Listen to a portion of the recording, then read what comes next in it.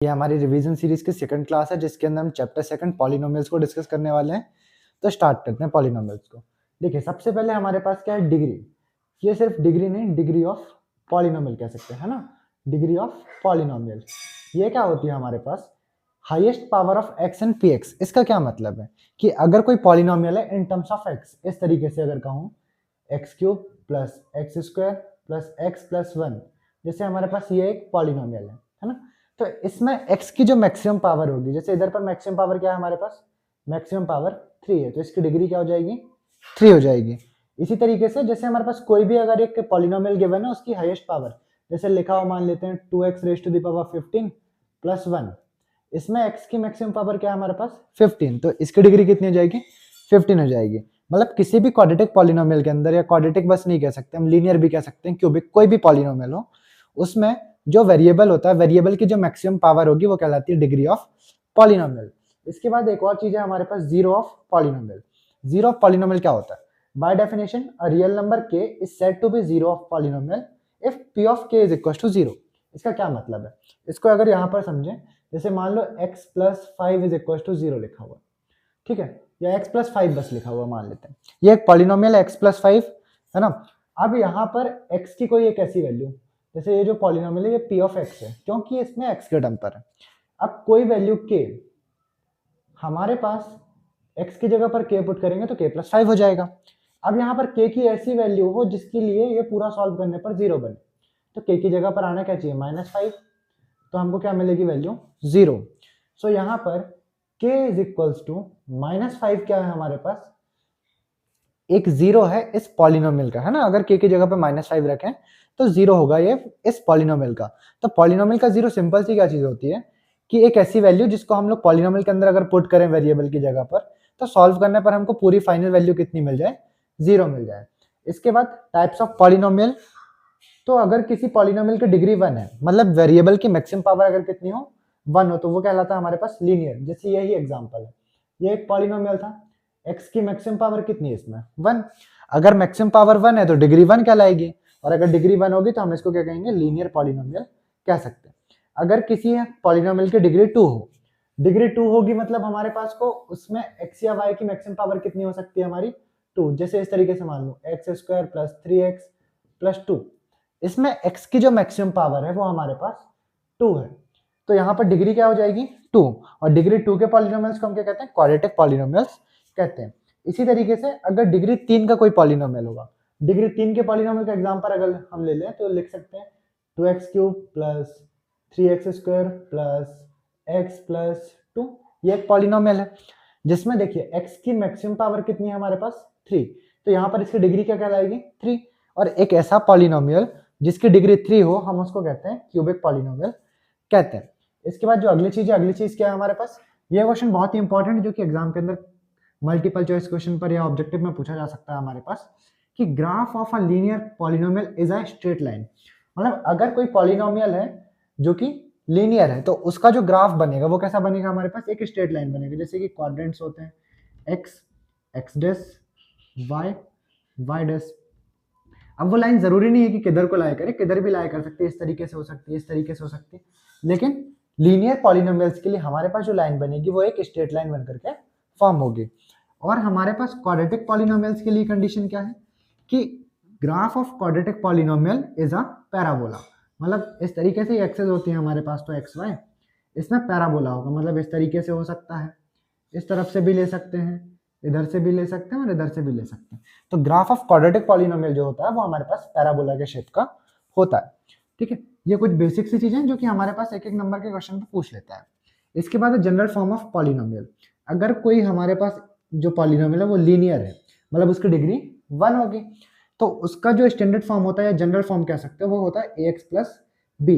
यहाँ पर x क्या है, x एक वेरिएबल है, x बिलोंग करता है वेरिएबल्स को, है ना, ये v फॉर वेरिएबल है हमारे पास, कि x एक वेरिएबल होगा, और यहीं पर a और b क्या है हमारे पास, a और b जो होंगे वो कांस्टेंट होंगे, मतलब a और b की जगह पर कुछ ना कुछ नंबर्स होंगे, x एक मात्र वेरिएबल होगा। इसी तरीके से क्वाड्रेटिक की बात करें तो क्वाड्रेटिक में होता है क्या, ax square plus bx plus c, ये हमारे पास क्वाड्रेटिक पॉलिनोमियल का जनरल टर्म है। इसमें क्या है, a b और c जो है वो हमारे पास कांस्टेंट है, वो क्या है हमारे को कांस्टेंट है, और x जो है वो वेरिएबल तो है ही है ना।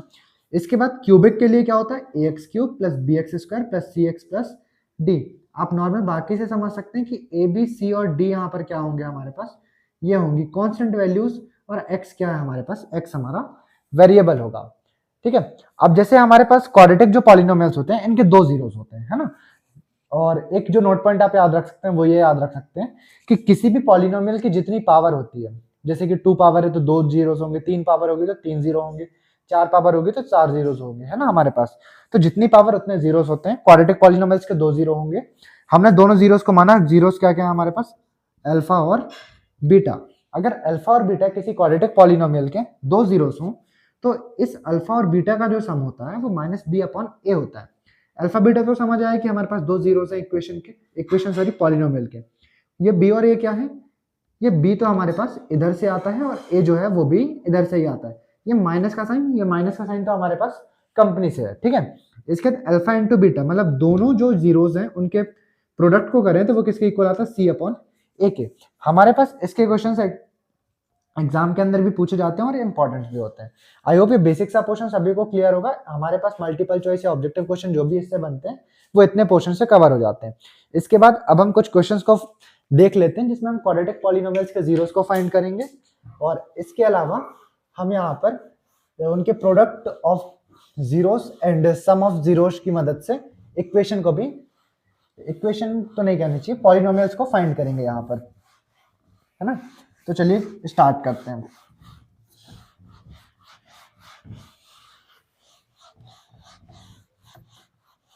ये नोट्स जिसने नहीं बनाए हो तो नोट्स अगर आपको चाहिए हो तो आप डिस्क्रिप्शन से ले सकते हैं।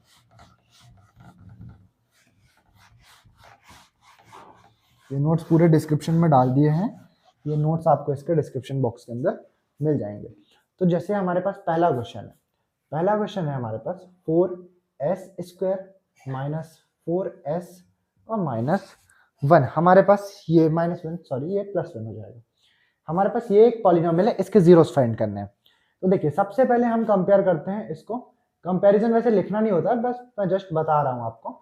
X square plus B X plus C इस तरीके से होता है। तो सॉल्व करते टाइम आप नॉर्मल सा याद रखिए, इस ए को आपको मल्टीप्लाई करना है किसके साथ, सी के साथ। तो हमारे पास स्क्वायर वाले के साथ जो होता है वो ए हो गया 4 को अगर 1 से मल्टीप्लाई करें तो आएगा 4। ये सब हमको मेंटली कैलकुलेट करना है, लिखना नहीं होता है ना। तो 4 1 जार 4। अब हमको दो ऐसे नंबर सोचने हैं जिनको मल्टीप्लाई करने पर 4 आ जाए। तो देखिए 4 1 जार 4 होता है, 2 2 जार 4 होता है, और कहीं से 4 ऑब्टेन करना पॉसिबल नहीं है, ठीक है। तब देखो हमारे पास क्या है, 4 1 जार 4 एंड 2 2 जार 4। पेयर्स तो बने दो, बट हमको कोई एक पेयर लेना है। अब हम कौन सा पेयर लेंगे ये कैसे डिसाइड करते हैं, तो एक ऐसा पेयर लेंगे जिसको ऐड या सब्ट्रैक्ट करने पर ये वैल्यू बन जाए 4, है ना। तो देखिए 2 + 2 अगर करें तो हमको 4 तो मिल जाएगा, लेकिन हमारी रिक्वायरमेंट क्या है, -4 की। तो -4 कैसे मिल सकता है, -2 एंड -2 अगर कर ले तो, ठीक है। देखिए इसी को अब हम किस तरीके से लिख सकते हैं, इसको लिखेंगे हम 4s स्क्वायर तो वैसे का वैसा, इस -4s को लिखेंगे -2s एंड -2s + 1। यहां तक का क्वेश्चन आई होप क्लियर होगा। इसके बाद हम इसमें दो की पेयरिंग्स करते हैं, ये दो के पेयर बने। देखिए इन दोनों के अंदर क्या क्या चीजें कॉमन है, ये 4 है ये 2 है, तो दोनों में एक चीज कॉमन होगी जो कि होगा 2। इसके बाद और क्या कॉमन है, यहाँ s स्क्वायर है यहाँ s है, तो एक s भी कॉमन आएगा। अब क्या बचा होगा, इसके पास 4 में से 2 गया तो 2 तो बचा होगा, s स्क्वायर में से s चला गया तो एक s बचा होगा। इसके अलावा माइनस का साइन एज इट इज वैसे का वैसा। 2s अगर पूरा बाहर निकाला तो इधर क्या बचा होगा हमारे पास, नॉर्मल सा 1। इसी के बाद इधर से हम क्या कॉमन ले सकते हैं, देखो कॉमन तो कुछ नहीं है, तो मैं एक माइनस का साइन और 1 कॉमन ले लेता हूँ। इसके पास क्या बचेगा 2s, क्योंकि माइनस साइन तो बाहर चला गया। अब ये पॉजिटिव था, इससे मैंने माइनस साइन लिया, तो यहाँ पर भी कौन सा साइन आएगा, माइनस साइन आएगा 1। ऐसे याद नहीं आता, ऐसे याद रखो, पॉजिटिव के पास प्लस साइन के पास ऐसे दो डंडे होते हैं, एक इस तरीके से और एक इस तरीके से। हमने एक बाहर निकाल लिया तो एक ही बचा होगा। अब अगर यहाँ पर फोकस करें तो देखिए वापस से हमारे पास क्या कॉमन है, 2s - 1। इधर पर से क्या बचा 2s, और इधर पर से क्या बचा -1। ये तो हमने निकाले क्या, इसके फैक्टर्स हुए। हमको तो लेकिन फाइंड करनी जीरोस ऑफ पॉलिनोमियल। तो देखिए जीरोस ऑफ पॉलिनोमियल के लिए आप इक्वल क्या मान करके चलेंगे, 0 0, और इधर पर भी 0। अब यहाँ पर इन दो ब्रैकेट्स का जो प्रोडक्ट है वो क्या है हमारे पास, जीरो। मतलब दो चीजों का अगर प्रोडक्ट जीरो हो तो दो में से एक ना एक तो जीरो होगी, ये तो फिक्स है। तो एक बारी मैं इसको जीरो मानूंगा, एक बारी इसको जीरो मानूंगा। तो पहले वाले को अगर जीरो माने 2s minus one equal zero, और इसी तरीके से इधर भी मान लो कि 2s minus one equals to zero. ये वाले ब्रैकेट को इधर, ये वाले ब्रैकेट को इधर माना। इधर से वैल्यू क्या मिलेगी, माइनस वन को ट्रांसपोज करूँ प्लस वन, और यहाँ से अगर टू को भी ट्रांसपोज कर दूँ तो वन अपॉन टू। एस की एक वैल्यू क्या मिलेगी, वन अपॉन टू। इसी तरीके से इधर भी ट्रांसपोज करेंगे, माइनस वन गया तो प्लस वन, टू भी चला गया तो वन अपॉन टू। यहाँ पर हमारे पास दोनों जो जीरोस आए हैं इस पॉलिनोमियल के वो बिल्कुल इक्वल आए हुए हैं, है ना। इस तरीके से हम जीरोस ऑफ पॉलिनोमियल फाइंड करते हैं। अब हमको यहाँ पर relationship between polynomials zeros of polynomials and coefficient of polynomial find करना है। तो सबसे पहला होता है alpha plus beta is equals to minus B upon A. हम ये चेक करेंगे क्या इसको सेटिस्फाई करता है या नहीं करता। देखिए अल्फा मतलब एक zero one upon to, beta मतलब दूसरा जीरो वन अपॉन टू, इसी तरीके से बने हुए हैं। देखिए माइनस बी की वैल्यू क्या है हमारे पास, बी की वैल्यू ही माइनस फोर है, तो बी की जगह पर क्या पुट करेंगे, माइनस फोर अपॉन ए की वैल्यू क्या है हमारे पास, ए की वैल्यू भी हमारी फोर है। ठीक, दोनों साइड को हम एक साथ ही रख करके क्लियर करते हैं। देखिए one upon two plus one upon to, half and half add होगा तो क्या हो गया वन, माइनस माइनस प्लस और फोर का तो फोर, इस फोर से ये फोर कैंसिल, बचा क्या वन। तो यहाँ पर तो हमारे पास रिलेशनशिप बिल्कुल वेरीफाई हुआ। दूसरा निकालते हैं अल्फा इंटू बीटा का। Alpha into beta is equal to होता है सी अपॉन ए। अल्फा क्या था हमारे पास one upon two multiplied by beta भी वन अपॉन टू। सी की वैल्यू इधर से देखें तो पॉजिटिव वन, और ए की वैल्यू देखें तो इधर से फोर। देखिए यहाँ पर अगर मल्टीप्लाई करें तो वन वन जार वन और टू टू जार फोर, तो दोनों साइड हमारे पास वापस से इक्वल हो गए। तो हम लोग यहाँ पर कह सकते हैं कि वेरीफाइड है, हमने जो जीरोस फाइंड किए हैं वो बिल्कुल करेक्ट होंगे। इसी में अब हमारे पास दो और क्वेश्चन है जो कि इंपॉर्टेंट है, एग्जाम के अंदर पूछे जाते हैं। वो छोटे छोटे से क्वेश्चन होंगे। अब इस तरीके के और भी जो क्वेश्चन है तीन टर्म्स के, वो आई होप आप लोग खुद से ही ट्राई कर लीजिएगा। एक और क्वेश्चन लेता हूँ सेकेंड वाला, जो कि है four u square minus eight u. इस तरीके से हमारे पास पॉजिटिव एट यू कॉमन है। अब देखो इसके जीरो फाइंड करना, तो इक्वल क्या मानेंगे आप, जीरो। इसमें तो कुछ है ही नहीं, मल्टीप्लाई किससे करें, मल्टीप्लाई किसी से नहीं करना, डायरेक्ट कॉमन निकाल लीजिए। फोर एंड एट कॉमन क्या होगा फोर, यू स्क्वायर और यू कॉमन क्या हो जाएगा यू। इसके पास क्या बचा, एक यू बचेगा, और इसके पास क्या बचेगा, सिर्फ टू बचेगा, इक्वल जीरो। अब देखिए वापस से दो लोगों का प्रोडक्ट क्या है, जीरो, तो दो में से कोई ना कोई एक क्या होगा जीरो। तो अगर मैं फोर यू इक्वल जीरो मानूं तो यू इक्वल क्या मिल जाएगा जीरो। फोर इधर डिवाइड में तो जीरो अपॉन फोर भी जीरो हो जाता, u plus two equals zero. तो u इज इक्वल टू क्या हो जाएगा, माइनस का टू हो जाएगा। ये दो जीरो से पॉलिनोमियल के निकल करके फाइंड हुए। ये पॉलिनोमियल देखने में तो टफ लगता है सॉल्व करने को, बट है एक्चुअली में बहुत ही इजी। अब हम वेरिफिकेशन देखें, अल्फा प्लस बीटा इक्वल क्या होना चाहिए, माइनस का बी अपॉन ए होना चाहिए। अल्फा क्या जीरो प्लस बीटा क्या माइनस का टू, माइनस का सिंबल कंपनी का पहले लगाया। बी की वैल्यू क्या है हमारे पास एट, ए की वैल्यू है हमारे पास four, zero plus minus minus, ये क्या बचेगा सिर्फ टू, फोर वन जार फोर, फोर टू जार एट, ये भी क्या बचा माइनस टू। दोनों साइड हमारे पास इक्वल आ गई। इस तरीके से अगर हम अल्फा इंटू बीटा को भी देखें, ये इक्वल होना चाहिए सी अपॉन ए के। देखिए अल्फा क्या जीरो इंटू बीटा क्या हमारे पास माइनस का टू, सी तो एग्जिस्ट ही नहीं करता, मतलब जीरो, ए क्या हो जाएगा ए तो फोर, जीरो से माइनस टू को मल्टीप्लाई करें तो जीरो आएगा, जीरो से फोर डिवाइड करें तो भी जीरो आएगा। ये भी हमारे पास बिल्कुल एक जैसे को आया, है ना। अब एक और क्वेश्चन हम लेते हैं, बाकी और क्वेश्चन आप अपनी तरफ से ट्राई कर सकते हैं, but exam point of view से इंपॉर्टेंट क्वेश्चन जो है वो मैं यहाँ पर डिस्कस कर लेता हूँ। अगला क्वेश्चन है हमारे पास टी स्क्वायर माइनस 15। अब इसमें हमारे पास वापस से कुछ नहीं है, तीसरा क्वेश्चन है, तो इसके इक्वल भी क्या मानेंगे जीरो। टी स्क्वायर को इधर बचाइए, पॉजिटिव 15 इधर आया तो सॉरी नेगेटिव 15 था, उधर गया तो पॉजिटिव 15 हुआ।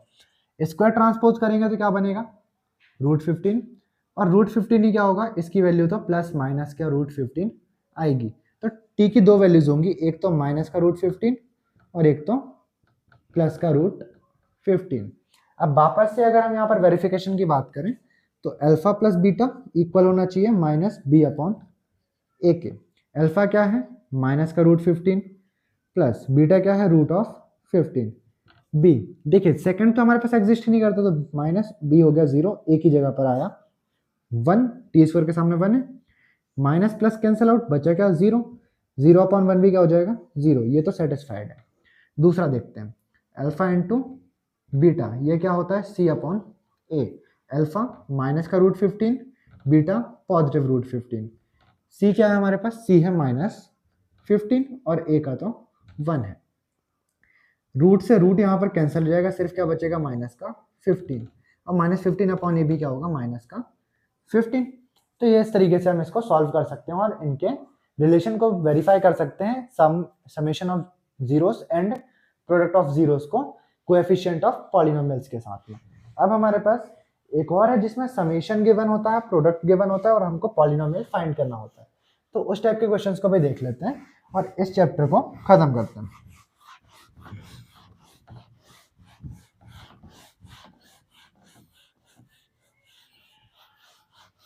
तो देखिए, जैसे हमको सबसे पहले गिवन है कि समेशन पहले गिवन होता है, फिर हमारे पास प्रोडक्ट गिवन है, तो 1/4 और -1। तो यहां से हम देखें तो पहला वाला तो है हमारे पास अल्फा और बीटा का सम, जो कि क्या होता है -b/a। ये क्या गिवन है 1/4 इक्वल्स -b/a। सीधे सीधे इक्वेट करूं ऑन कंपेयरिंग, देखो ऑन कंपेयरिंग हम क्या फाइंड कर सकते हैं यहाँ से, -b इज इक्वल्स टू 1, तो b इज इक्वल्स टू क्या मिल जाएगा माइनस का 1।